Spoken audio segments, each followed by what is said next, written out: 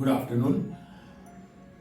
मैं डॉक्टर निमिष Shelar, senior gynaecologist और वरिष्ठ स्त्री रोग तज्ञ, फर्टिलिटी स्पेशलिस्ट और IVF और टेस्टिंग बेबी में गुजरात में सबसे प्रथम प्रणेता आपके समक्ष अभी आज हाजिर हूँ।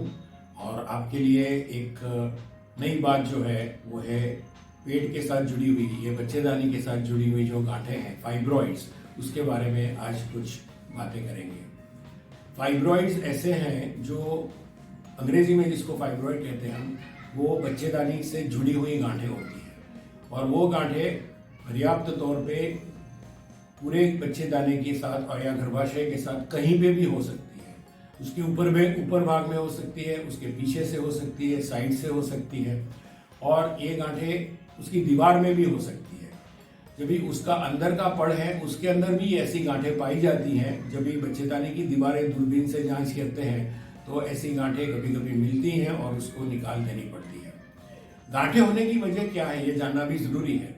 बच्चेदानी जो है उसमें काफ़ी नसें होती है जो रक्तवाहिनी के साथ जुड़ी हुई होती है और जो रक्तवाहिनी जो आती है, जो खून और ब्लड सप्लाई करती है, जो उसको पूरी बच्चेदानी को जीवित रखती है, वो रक्तवाहिनी की दीवारों के जो कोश है वो कभी कभी अलग हो जाते हैं और वो अपना काम छोड़कर गांठ बनाने में लग जाते हैं। तो ये एक प्रक्रिया ऐसी है कि बच्चेदानी की रक्तवाहिनी की दीवारों से अलग हुए जो ये कोश हैं वो ये गांठें बना देते हैं और गांठें काफ़ी तौर पे तकलीफ पैदा कर सकती हैं। पुराने काल में जितनी गांठें ज़्यादा होती थी इतनी स्त्रियां बांझपन से पीड़ित होती थी।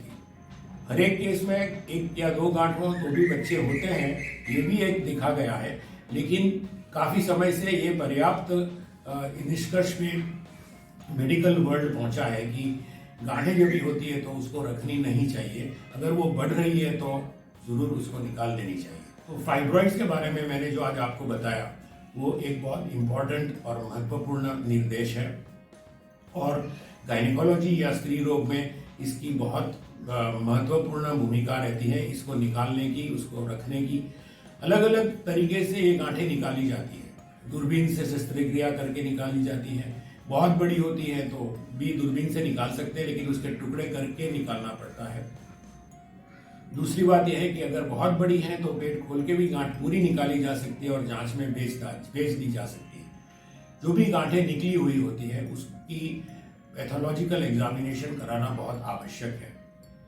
ऐसा मत सोचें कि एक बार निकल गई तो नहीं होने वाली, हो सकती है दोबारा हो, 2 साल 3 साल के बाद गांठें फिर से बनती है।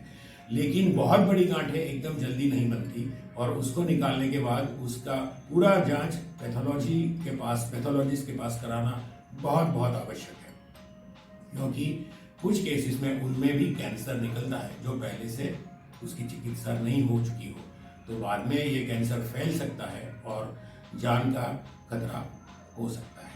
तो इसलिए फाइब्रॉइड्स जो हैं, जो बच्चेदानी से जुड़ी हुई गांठें हैं, उसको सोनोग्राफी मशीन से उसका डायग्नोसिस कराना बहुत बहुत आवश्यक है।